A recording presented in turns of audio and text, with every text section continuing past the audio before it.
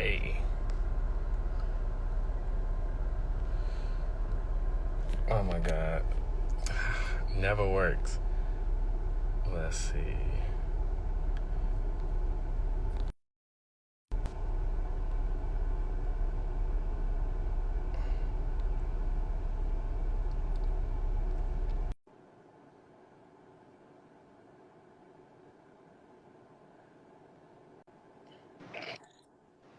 Hey. Hey, Dave, what's up, man? How are you? I'm good. I'm in the car because I got so much going on today, but still happy to be able to jump on here with you. How are you? I'm good. Another day, another dollar. Yeah, same. It looks like you're lagging a bit. I'm trying to get our comment pin for the conversation today, but it's been a little wonky. She's being complicated. Yeah. Can you see me? Am I moving? Yeah, I can see you. Yeah, for some reason on my end, you're like frozen. Really? Yeah. Interesting. Let me see. Let me move a little bit. Can you see me? Yeah. No, it's like loading. That's interesting. Yeah. Let's see. Let's see if you leave and come back. If Yeah, it'll sure. jump back. Give me a sec. Bear with us, everybody. We're getting it together.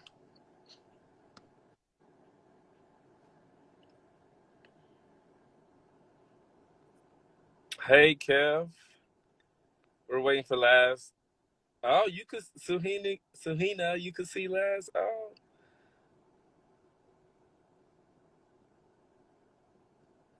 Let's see.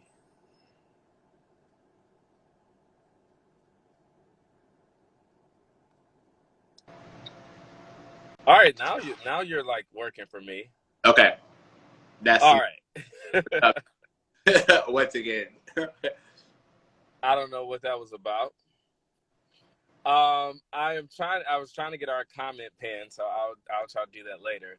But Gotcha. the comment is, we are open for free HIV and STI testing by appointment only. You can call 202-797-4439. COVID testing is also available. You can call 202-745-7000, or you can email us at appointments@whitmanwalker.org. I'm David Wilson. I have been a Whitman-Walker influencer for a little over a year now. And my pronouns are he, him, his. And I'm here today with Laz, who I'll let introduce themselves. Sure. Thank you, Dave. So my name is Lazaro Solorzano Jr., also known as Laz for short. I'm a bilingual prep specialist at Whitman-Walker, and my pronouns are he, him, and his. For sure. So today we're going to talk about, about stigma. This is really what today's conversation is about.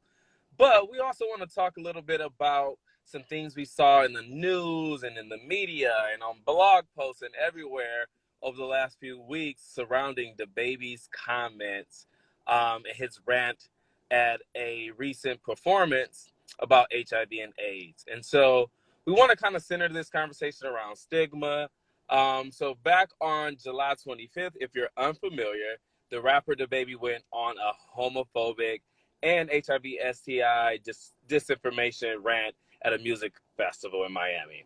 So we will recap what happened at that event and then read the exact rant because we want you to hear how inappropriate and misinformed that rant was or is. I will say that viewer discretion is advised. There's some cursing and some bad words that were thrown out there. So if you're uncomfortable with that, I just want to warn you. We will discuss, what happened afterwards, including reactions from, peers and some other folks, and also how we reacted as individuals to his particular comments. Again, we want to talk about what is factually and morally incorrect about this rant, which was pretty much the entire thing.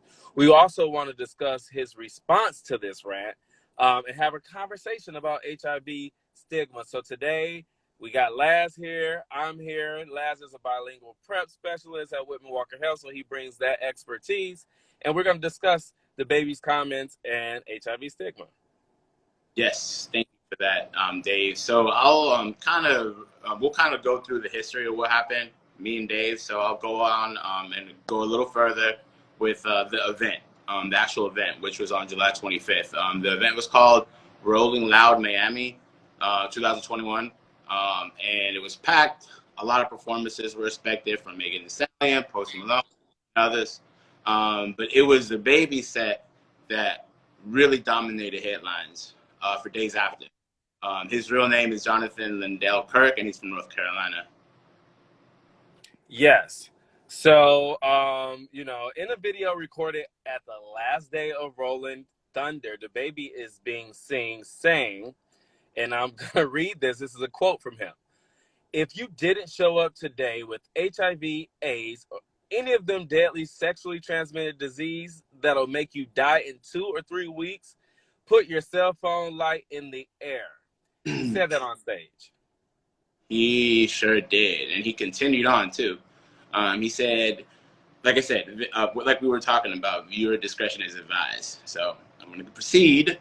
Later, if your pussy smell like water, put your cell phone light in the air. Fellas, if you ain't sucking inward, put your cell phone lights in the air. Keep it effing real. Yeah. So after this rant, many of his peers had reactions, some to his support and some not so much. Rapper T.I. gave support to the baby, which is not surprising given his past experiences, and stated the baby was being bullied and he deserved to have his truth heard, as well as Nick Cannon, who is quoted saying that this is an opportunity for education. Miley Cyrus went on her Instagram page to post this. I'm quoting her. "It's easier to cancel someone than to find forgiveness and compassion in ourselves, or take the time to change hearts and minds." She tagged the rapper and invited him to talk to her. Her post continued with, "There's no more room for division if we want to keep seeing progress. Knowledge is power." Members of the LGBTQ community and its allies, such as Elton John, Madonna, India Moore, who I love, and Dua Lipa, were just a few members that stepped in to denounce the baby's words. After the backlash, music festivals such as Lollapalooza, I think I said that right, Dave Vegas and the Governor's Ball canceled appearances from the baby from their lineups. A fashion brand even canceled them called Boohoo Man. They announced that cancellation on July 28th. They ended that with the rapper. And then after all of that, the rapper went to his IG stories to double down on his comments by stating, and I quote, so I'm about to quote, guys. Here we go. "All the lights went up, gay or straight. You want to know why? Because even my gay fans don't got fucking AIDS. They don't got AIDS. My gay fans, they take care of themselves. They ain't going for that. They ain't got no nasty gay N-word.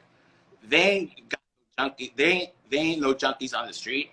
I said, if you ain't sucking dick in the parking lot, put your cell phone light up.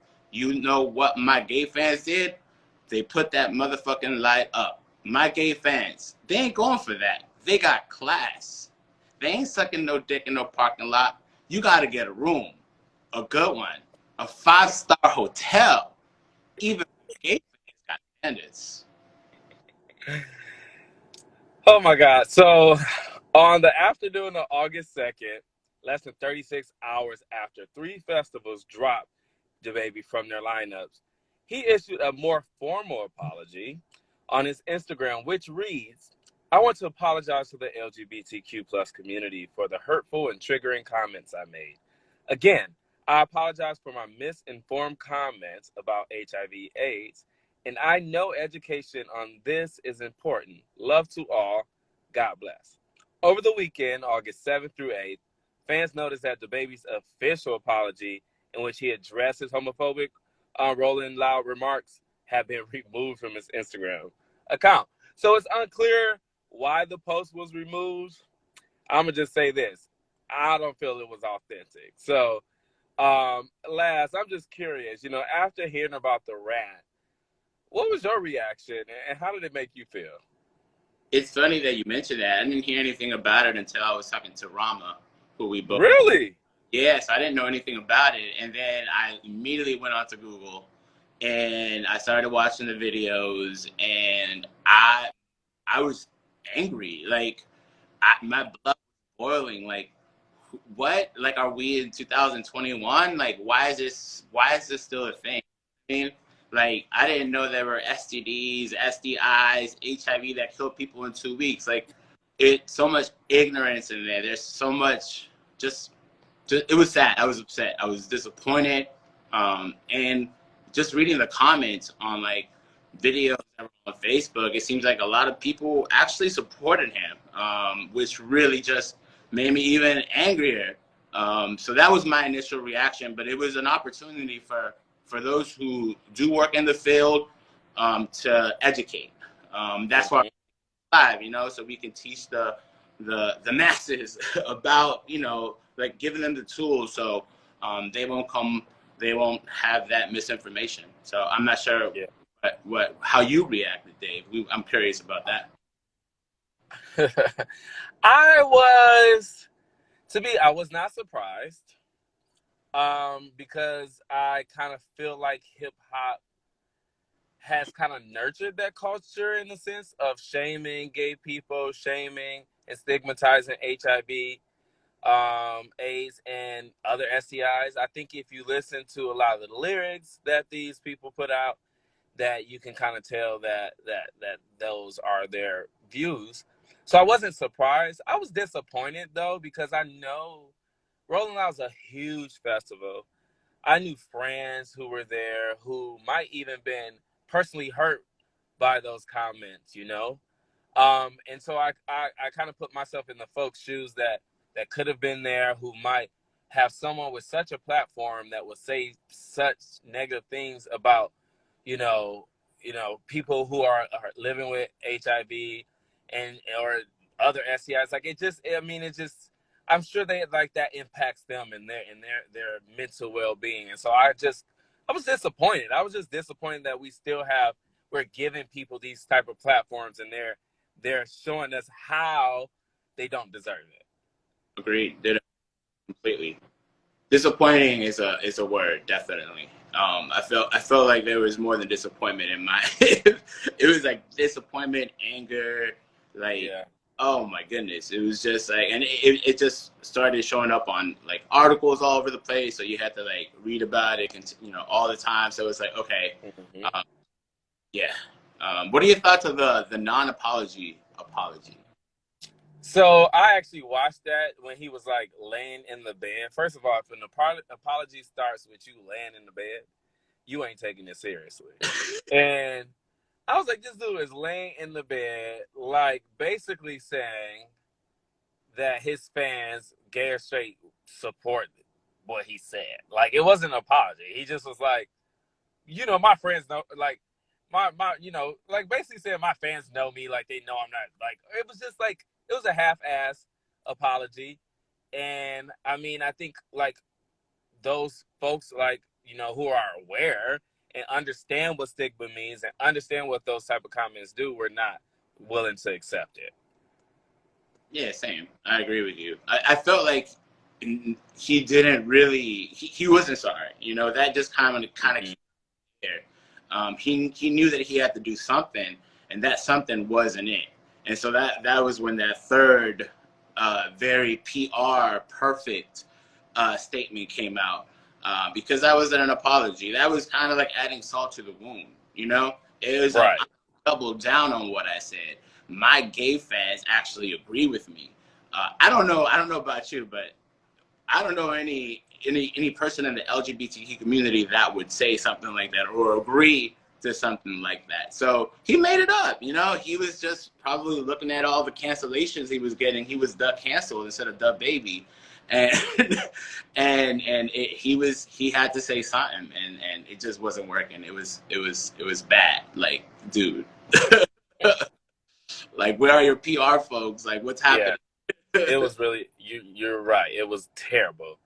And I mean, and a lot of stuff that, he was saying, wasn't true. Like, can you die in 2 weeks from contracting HIV or any STI? Absolutely not. No, you cannot die in 2 weeks after contracting HIV or any other STI. There's so many tools that we have in our toolkit, such as PrEP. We have PEP. There's U equals U, which is undetectable equals untransmittable. So Yeah. if you take And if you don't know what PrEP is pre-exposure prophylaxis, which basically is a daily pill that if you take it daily, it significantly reduces the risk of you contracting HIV. And so you might have seen it advertised as a blue pill, but PrEP is a good method to help prevent HIV transmission. Then you also have PEP, which is post-exposure prophylaxis, which basically means if you think that you've been exposed to HIV, you would take this medication, PEP, which you take daily for a 30-day period. If you take that every day, it significantly reduces the possibility of you becoming HIV positive after an exposure. And so those are two tools that you have, which, I mean, if the baby is anywhere familiar with that, his comments wouldn't have come out that way. Yeah, and also if you're HIV positive, like I said, U equals U. If you're HIV positive and you are sticking to your regimen and you're undetectable, if you have sex with someone who's HIV negative, meaning undetectable equals untransmittable, you are not passing it on if you're undetectable. U equals U means undetectable equals untransmittable. Yep. Point blank, period. Yes. What else, man? I mean, I was really upset, but I do feel like I've seen a lot of stigma and disinformation, like in the community. Have you had any direct experiences, like it's similar to like what the baby said, or any other experiences with All, HIV stigma? all the time, Dave. I made a post about 6 months ago asking, just out of curiosity, wanted to know what some of my followers would say. I made a post like, "Would you date someone who's HIV positive?" And it was very mixed. It was more against than for, and it shows you the type of ignorance that's still out there. And of course, people are free to date whoever they want to, but there is like a lot of like, oh no, hell no, like I'm not gonna date someone who's positive because I don't want to like deal with that, and I'm gonna die if I have sex with this person. And it shows you like, and you hear it also, like when you're out and about, people talk about HIV in clubs, bars, blah blah blah, and you'll hear little things that make you upset, make you question knowledge on HIV. All the time, all the time. What about yourself? Have you ever experienced any HIV stigma or disinformation? Yeah, it's what's extremely funny is not funny at all. But I would say what's weird about my experience is that I've uh, experienced stigma through the experiences of others. So when I was really young, like 18, I had a couple of friends who found out they were HIV positive. We were really young, and the community, even us, like as queer, gay men, whatever we identify as, we tend to stigmatize ourselves.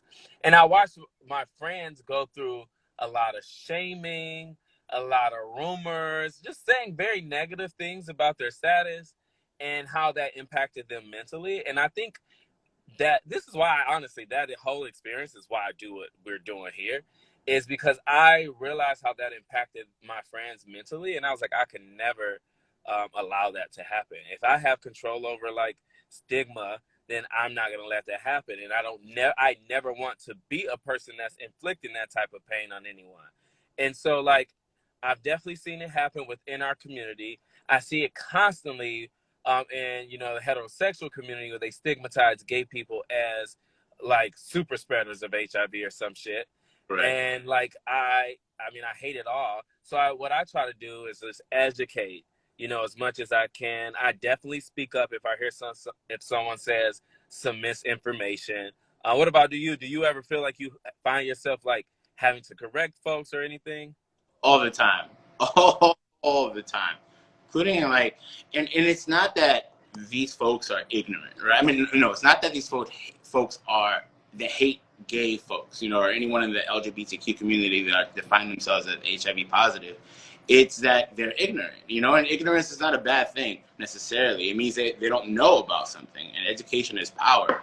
So I've had to tell family members that just because you drink from the same cup from someone who's HIV positive doesn't mean you can get HIV from them. It's those small things here. And they're not bad people necessarily, like I said. They're just folks who don't know anything about HIV. When we're out doing outreach work, you'll go up to somebody and be like, "Hey, would you like to get tested?" And sometimes you'll hear like insane things like, "Oh, that's a gay disease. I don't do that gay, I don't do that gay shit." Things like that all the time. And that's an opportunity for us to explain that HIV doesn't care what sexuality you are. HIV is a human disease. It's not a gay disease. Okay. It's sad that we're still in 2021 and we still have to discuss that. A lot of people like you said, in our own communities define HIV positive as dirty. Like even on profiles, dating profiles, clean only, Yeah, like stop only. it. Like that when you say that, you're defining someone who's positive or who has another STI as not clean, someone who's dirty. And that's a problem. That's something that we as a community can take away. No one's dirty just because they have a condition. So, Yeah. So why do you think there's so much misinformation right now? Like, why do you think that? I mean, obviously, like, having celebrities blurt out crazy stuff out their mouths doesn't help. But why do you think there's so much misinformation? I think someone said it is sex is already. I'm gonna read a comment. Sex is already taboo, so HIV is more stigmatized. We need to talk openly about sex. Sex is trust. I agree with that. That's you took the words out of my mouth, Carlos. I agree. I think we don't talk about it enough. It's very taboo. So things like the baby's rant comes out into like Mhm. the world and imagine that. Imagine this dude had a platform. He's on stage and this came out. Can you imagine what's happening behind the walls? These conversations are being had Right. in our communities. You know what I mean? I know for a fact that in the Latinx community, there's so much stigma towards the LGBTQ community. And let's not even talk about HIV/AIDS. That's a whole different ball. That's a whole different monster. It is a gay disease, and I'm sure it applies to other communities as well. So it's just the lack of information, and that's why we have Whitman-Walker. I'm so happy to be part of this team. We're out there educating. Yeah. We're out here educating. We're not just a building. We're going to these communities, and we're giving them the information and the tools so they can pass along that information, so we can keep this ball rolling and stop the ignorance. I Yeah. don't know what yours is. Yeah. I do think,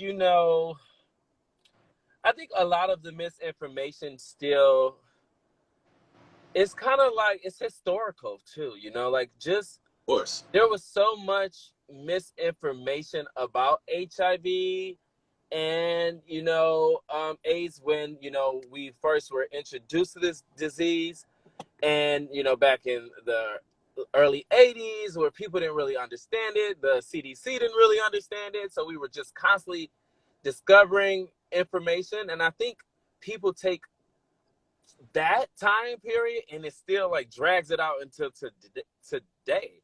And I don't think people also realize that times have changed significantly. The amount of technology and advancements that we have surrounding, like, prevention, treatment as prevention, all these things like we have, it creates a new environment. And I think we need to learn how to communicate about, HIV and STIs under the current environment, not what happened in the 80s, because the it's different. It's not the same, I agree with you, Dave. And this, like, I'm not sure, this just popped in my head. I'm not sure if you remember when PrEP came out, there was stigma with folks who were on PrEP, even within. Yeah, I mean, trust me, I am on PrEP and I still deal with the It, stigma. it's insane. Oh, because you're on PrEP, and I'm going to be honest, I'm going to talk like we talk in our communities, because he's on PrEP or she's on PrEP. He a hoe. Oh,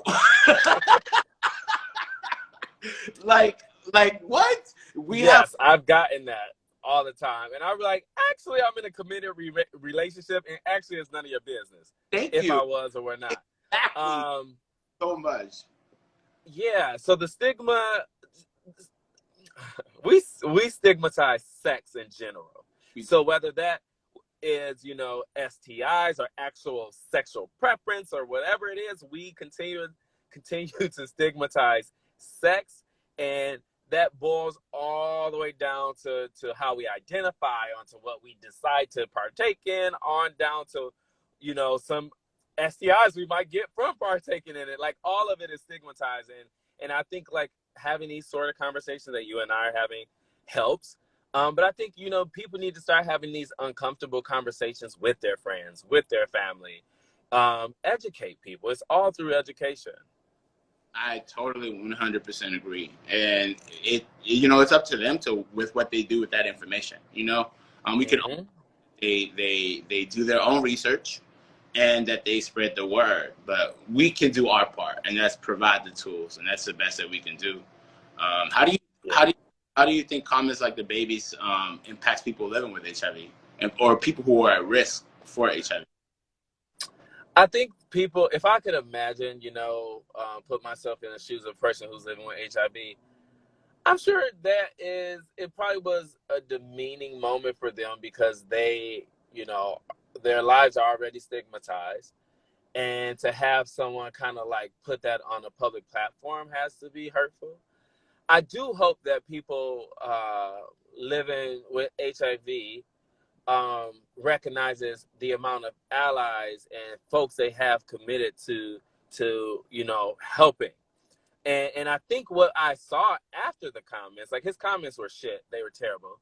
But what I saw after it is the folks, in the community and outside of the community, who took action to reshape that narrative and guide it to the appropriate place. So I'm hoping that what people living with HIV got from this entire experience, not just his comments, but just the overall experience, is that there are people out here who support you all and will be there regardless of the idiots who decide to stigmatize you. And so I'm hoping that's what they got. I know it might be a little bit of a challenge, but I'm hoping that they recognize that is something I've noticed, at least. I ditto you completely. You took the words out of my mouth. And adding on top of that, like, just the fact that we're talking about HIV in a platform like the way like social media and the news, and the fact that that's being broadcast once again, in such a big platform, I think is important. It's an opportunity for us to have that conversation again with our family members, with our friends, and for people to do their own research. So that's that. If we can look at some light in that tunnel that's dark, that's the light that you can expect from it. And that situation brought out a lot of allies, and a lot of friends coming out to support folks who are living with HIV, and it's a beautiful thing. So yeah, I agree. Any more comments or questions? let's see. Some people just say hi. Hi, everybody. Hi, everyone. Thank you for joining in our live. We appreciate you. Yeah. So I'll just quick reminder that Whitman-Walker is open for free HIV Sti testing by appointment at our latest location in Northwest DC, as well as our Max Robinson Center location in Southeast DC. To make an appointment, you can call 202-797-4439.